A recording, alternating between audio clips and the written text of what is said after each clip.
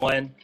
First and foremost, Rick couldn't be on the call today. He sends his regrets, but he had a prior engagement with his day job, quite frankly, and we all definitely understand that. First and foremost, we're going to get started. We're going to have a few words from, we kind of delineate from our agenda, quite frankly, a lot today.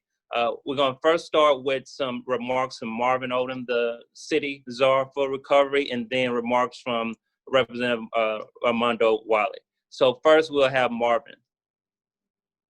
Okay, thanks, Judge Brown. Good morning, everyone. So I always feel like it's best just to jump straight to the bottom line. So let me do that first, and then if you'll allow me some additional time to provide some more explanation about what we're doing here. So the city is going to be concluding its work with the Housing Stability Task Force.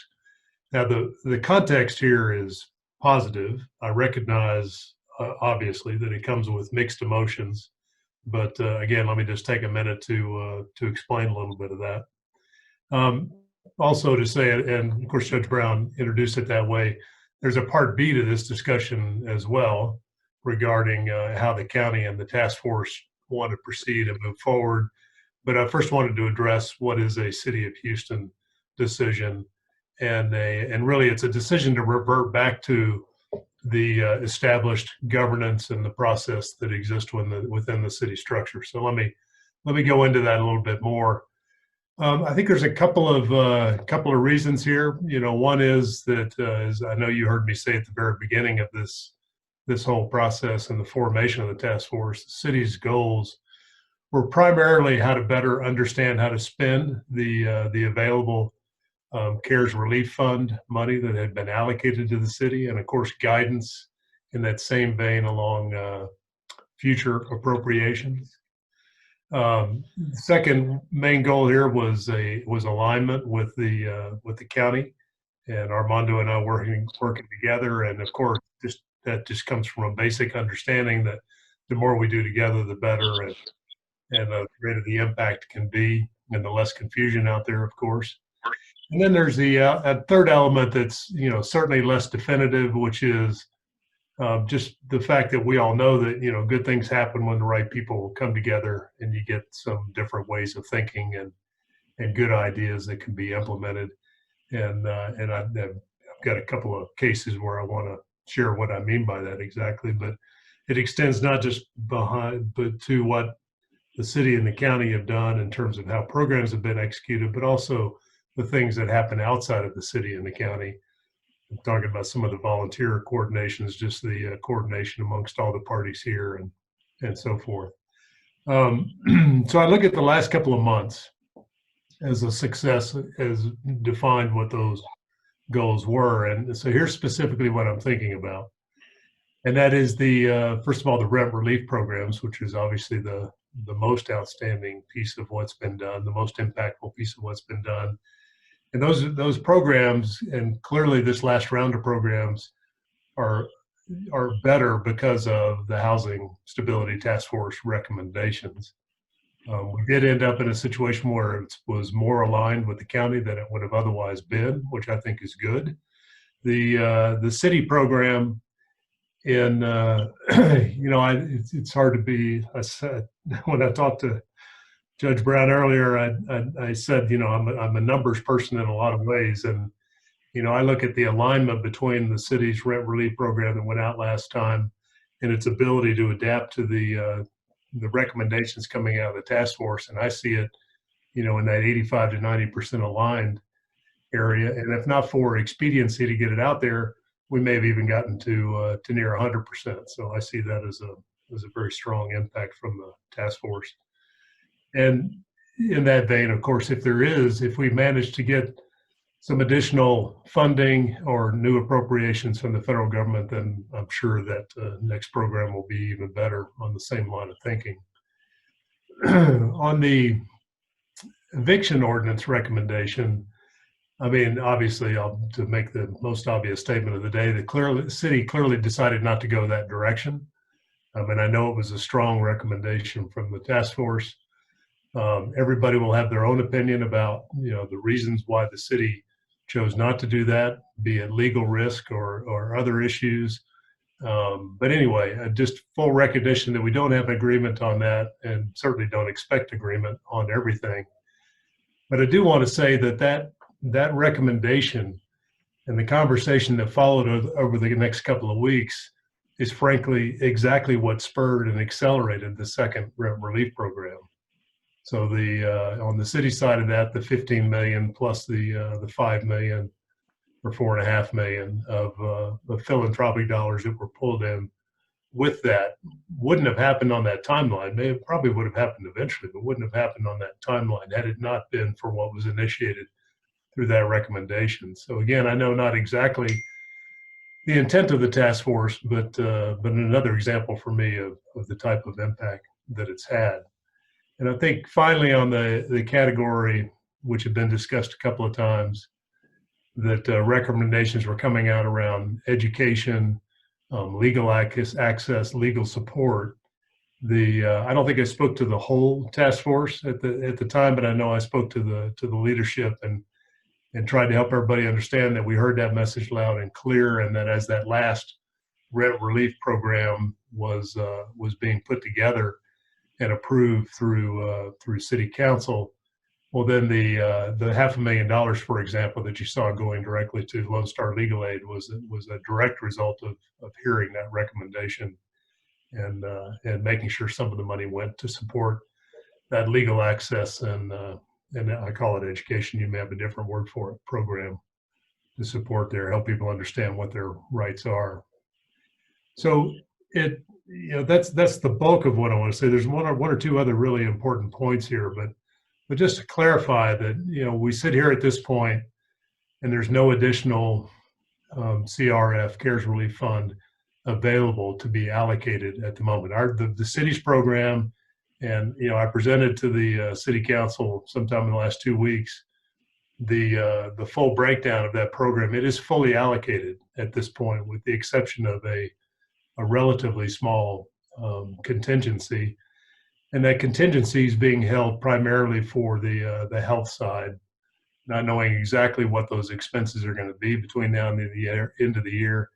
And there's always some hope that the timeline where all of this money has to be spent by the end of the year could potentially be extended. There could be federal action that extends it, because I think we'll all understand that testing and contact tracing and the expense of that doesn't just immediately end on December 31st. So we have a little bit of money there reserved for continuance of health activities. Don't know if we'll be able to do that exactly. I would say if that money does free up in the future, then we'd be back to thinking about programs like the kind we've been talking about here, but that still has to unfold. The other important point I mentioned that I wanted to share as clearly as I can, even though I'm not a local government expert by any means, and that is that it's related to city governance, I guess would be the best choice of words. And with the CRF funds exhausted, so what we can immediately do to influence how that money gets spent now that we've passed that milestone, then the city, of course, has an established policy arm in the Housing and Community Affairs Committee, so part of HCD, and then and of course strong leadership from the city council on that committee. I mean, that is the governance established body and process for the city as it relates to the type of things we're talking about here, with normal funds, not in normal times, but in normal funds and so forth, in the absence of the CRF. And part of this is not wanting to confuse or to blur the lines between that governance process and the fact that that committee, of course, one of the most important in the city, if not the most important, has its own methodology and contacts and outreach to a lot of the people that are on this Zoom call today. And again, not wanting to blur and confuse those lines in terms of how recommendations get taken in and how they get approved through that governance structure. Now, I don't think that's, if I understand correctly, I don't think that's a governance structure that exists in the county. And I know even on several points of what I've mentioned, and this one as well. I think there are differences between the two, and Armando can say more about that. But I think that last piece that I just mentioned is a strong piece of the rationale for why now would be the right time to do this.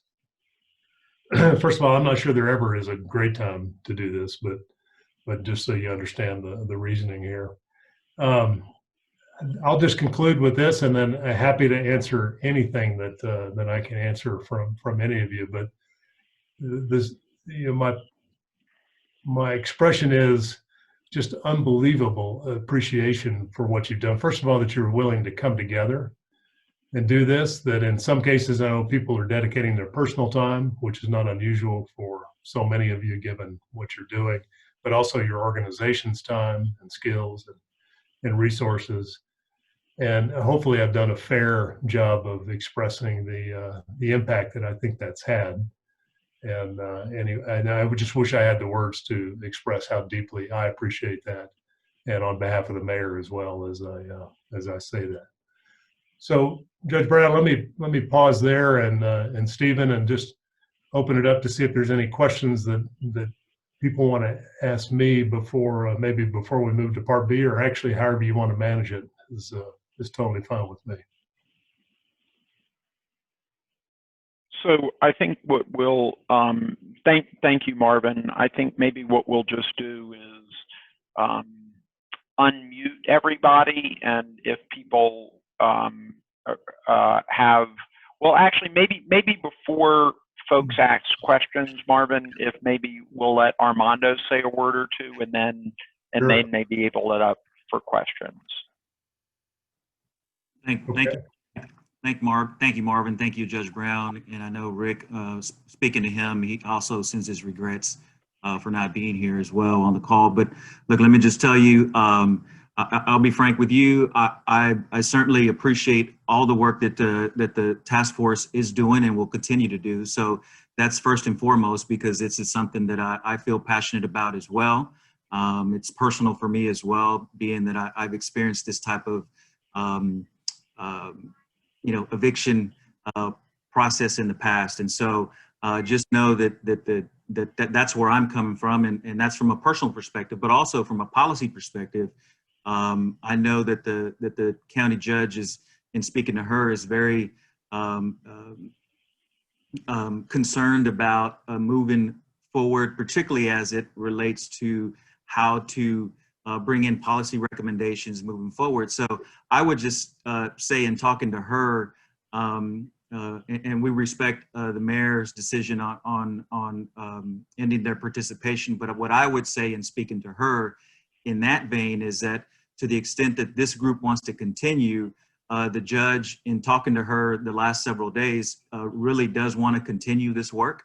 Matter of fact, she sent me a draft letter to kind of help, sent my staff and I a draft letter on how we can, I don't want to say reconstitute or repurpose, because I think it's something that we continue to want to fight for. And so just I have a draft letter. It was actually good. We were trying to get it over to you guys today, but it hasn't been approved yet. But just from the letter, actually, from the task force, on behalf of the judge, was that she wanted to particularly find best practices, give data snapshots on including current eviction filings, changes over time and comparisons over other jurisdictions. That was one issue she wanted for us to look at. Research national best practices for eviction prevention and how to adapt these solutions to Harris County in the Harris County context.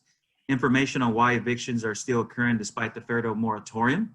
Current thinking on what strategies to employ to prevent evictions once the moratorium ends.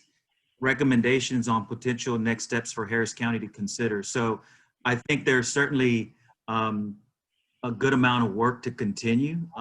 And I would hope that the members of the task force that want to continue would continue with us, continue with the county judge, because I think whether these recommendations, best practices are at a local level, they involve other governmental entities. Obviously, the city of Houston is a big component of that. And we understand if some folks would have reservations on continuing, but I would encourage members of this task force to continue. We want to continue. The judge, in speaking to her specifically about these new developments, has expressed to me a desire, a willingness, and to continue the task force. So to the extent that the city doesn't want to participate on this front, we respect that decision. We understand those ramifications, but from the judge's perspective, and for me, wearing several hats, helping Harris County, but also as a member of the legislature, because I think this is an important group of experts that can help not just me, but the state legislature in maybe meeting some goals that we might have or might have as a group to consider for next legislative session. So I think that's going to be a huge topic in this next legislative session. And so to all the members, I want to say personally thank you to each and every one of you for the work that you've done up to date.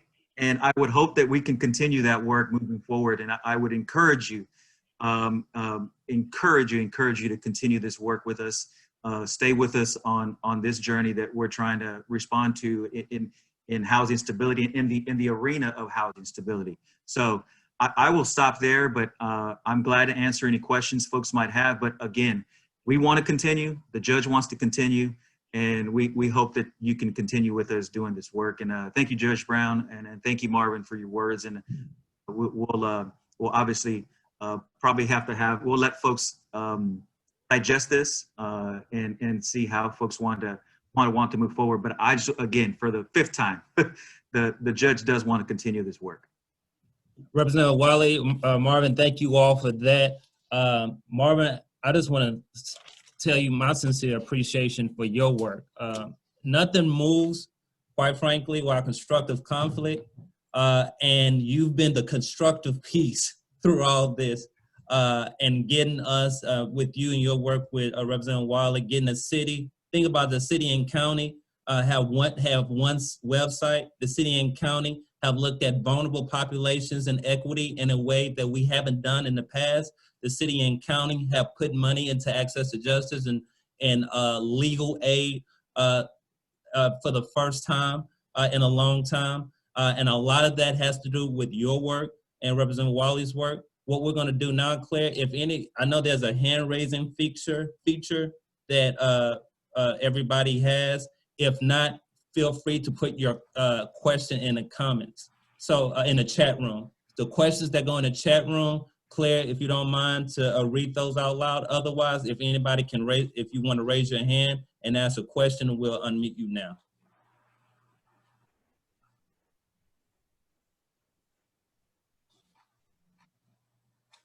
Okay.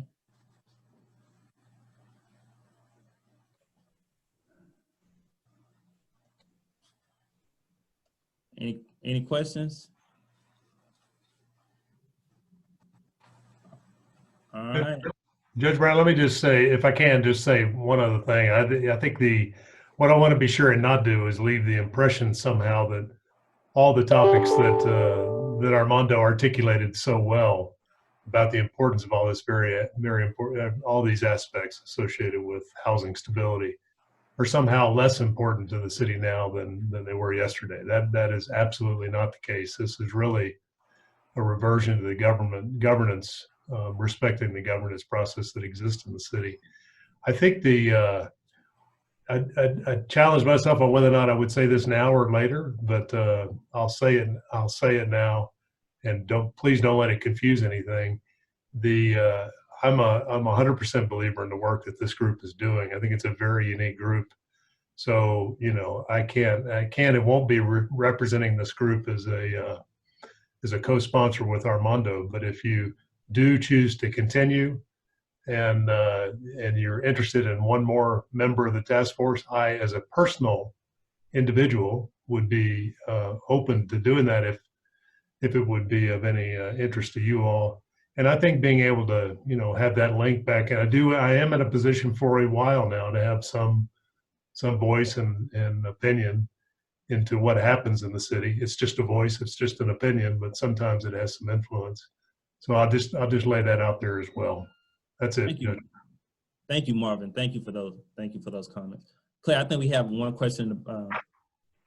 Yes, we have a question in the chat that is, how can the task force interact with the housing committee? And then we also have Donna who has her hand raised as well.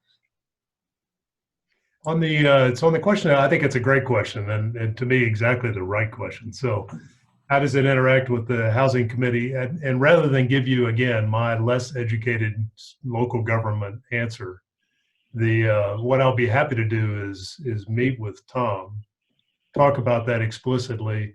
If it makes sense, meet with the council committee chair there as well, and then provide that information back to Stephen, if that would be acceptable to you all. I'd rather have the full breadth of that opinion coming from that group. Marvin, I think that would be the right thing to do. So we will have some feedback related to that question, Renee, within the next week. So we'll definitely put that. I'm taking notes, so I'll put that down. Great. Donna, do you want to go and ask your question?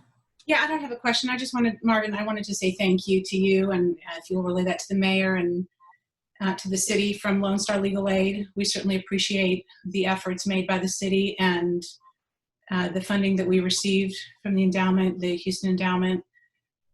We're putting that money both towards outreach, public education, and obviously direct representation, which is where we believe that tenants need assistance in the eviction forum. So we're very grateful.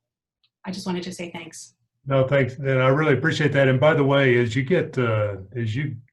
Lone Star gets to the point and you get to the point where you're able to, a qualitative or quantitative assessment on how that money has been beneficial, I would be very interested personally in, because I think building this case for how to raise more money for exactly that purpose is an important aspect. So if you keep me in mind as you start to develop some results from that. Absolutely. I think it's imperative that we keep track of our successes and our weaknesses, and I'd be happy to report that back to you. Great. Thanks Thank you. again. Great. And we have another question from Chriselle. So you should be able to unmute yourself. Chriselle, Yeah. you're still on mute. There you go. Better? Okay. Yeah. I don't know if it's more a question or more so a clarification. Or getting a clarification regarding Renee's comment about how we interact with the housing committee. I know Judge Brown, you just said that you'll have some answers, back in a couple of weeks. But I'm just assuming that this doesn't preempt any of us to make recommendations or interface with the housing committee as private citizens or organizations. That would be my assumption. And your assumption is absolutely correct. Absolutely. As a matter of fact, a lot of this is based on 100% respecting exactly that, Chriselle. So thank you for the clarification. Yeah, I mean, the only thing I would add to that, Chriselle, would be that we individually have our own abilities to obviously petition our government, and that we were trying. My sense is that if we could continue forward with the collective knowledge of each member organization or member individually on the task force, whether it's at the county or at the city, that we would make those recommendations, because I think all of you guys have expertise in your field related to housing. I can tell you from learning a lot about the over the years, the city and the county and how they, governance. Marvin's right. The governance is completely different. And, you have 5 people on commissioner's court that has a good amount of individual autonomy. And it's just a different structure. So I understand where the mayor's coming from on this and where Marvin's comments to that governance component is. But I would say, this group collectively has a huge voice, whether it's a city or the county, and to the extent that this group wants to make recommendations on how city policy impacts housing, I'm all for that. So, you know, that would just be my 2 cents per show on that, and to anybody that maybe has a doubt on where I would be or where the judge would be.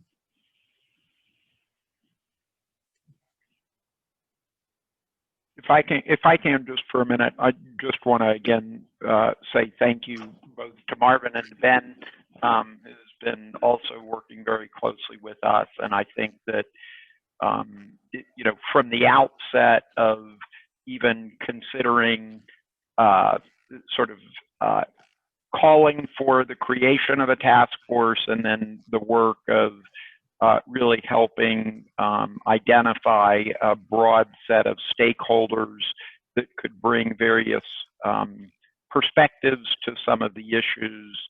And then I think the seriousness with which we've engaged from the outset, and I think your own recognition of the value of the work and the expression of your personal interest in being able to do it is, I think, really even a stronger affirmation. So I just want to say a special thanks to the two of you. I also want to just say that, you know, when we originally conceptualized the task force, making recommendations about the allocation of the CARES Act funding was really only one of the pieces that we identified as the value of this work that needs to be done. And I think, you know, when one thinks about where we are right now as a community, as a country, as you all know, yesterday, the Senate failed to pass a bill to provide any further relief. We all know that the unemployment insurance piece is done.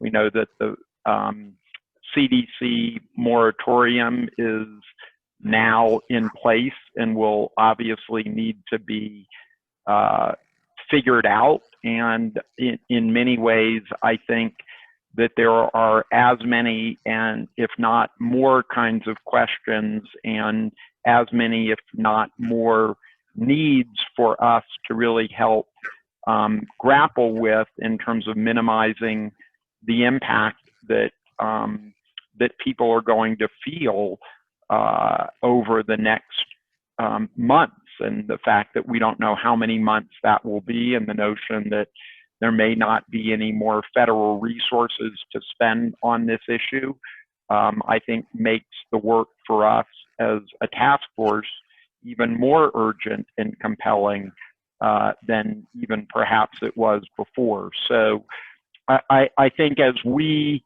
individually need to process all of this, I know that there are going to be a lot of questions, and what at least we wanted to do was both really allow Marvin and Armando to sort of share the perspectives, and then ask everybody just to process this. So we're not going to try to have the rest of the normal meeting that we thought we had. I think if there's interest in members of the task force just remaining on and sharing some of the thoughts, we can ask Representative Wally and Marvin to, after they're through, they'll finish, and we can just sort of see whether or not people want to continue. Otherwise, what we were going to propose is that we have next Friday during our regular time from 10 to 12, when we would go back to what we anticipated was going to be the normal business for today.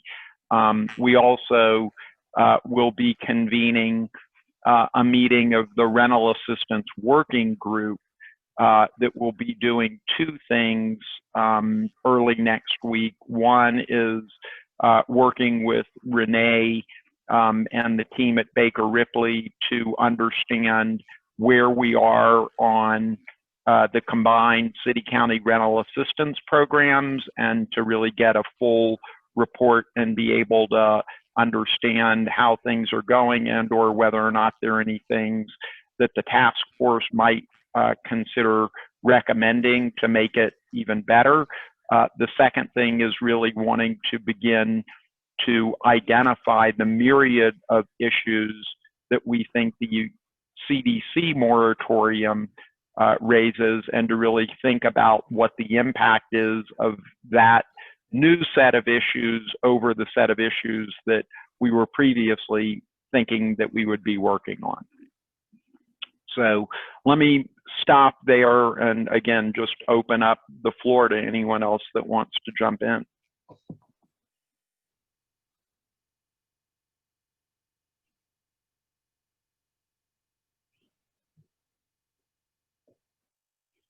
All right.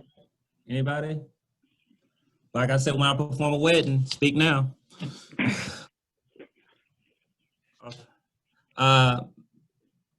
But hey, at the end We of the day. do have a hand raised now. Okay. If you wanted to, Curtis, if you want to unmute yourself. Well, again, I also want to just echo thanks to Mr. Odom's commitment and the city's commitment to this initial process. But I use the term initial process specifically, that the task force was convened, as I understood it, for a variety of specific reasons that have been summarized. There is, as we all know, a tsunami that will hit in the beginning of the year. That's a direct function of the CDC's action. And that tsunami serves to amplify in the way that the COVID-19 crisis has amplified an ongoing crisis in housing that we have.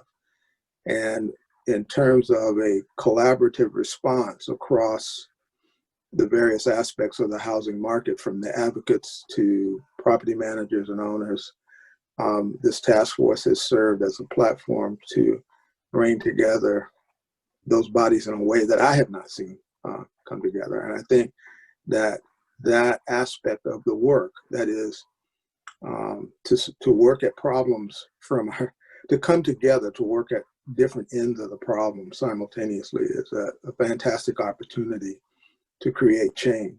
And if we knew exactly what was around the corner, we'd be experiencing it, but this process facilitates that. So I would encourage, what encouraged me about this work was the realization of our opportunity to create innovation and change around systems that we've all felt frustrated about. And the fact that the city has chosen to focus on some governance clarity, I think is just fine. And it need not deter us from the work ahead. So that was my admonition to the group, to make sure that we take on the agenda of the work that has emerged and take it on with vigor and joy rather than fear and tentativeness. Curtis, thank you for those comments. Thank you. Thank you, Curtis. Great statement. If there are any, I know there's probably a desire to kick Margaret and I off so that maybe the can, Like always, yeah. but just know that I will, from my perspective moving forward, we'll reach back out, Stephen, and to other folks. I think at the inception of the task force, I think I spoke to almost everybody who were going to participate. So I will probably have to do that again and get an honest assessment of folks' desire to continue. But my desire is to continue. But thank you for your work, and I know Marvin and I, are very appreciative of the work that you guys have been doing, and we hope to continue that work. So we'll jump off. Okay, thank you all. Thank you. Thanks, everybody. Thanks, Armando.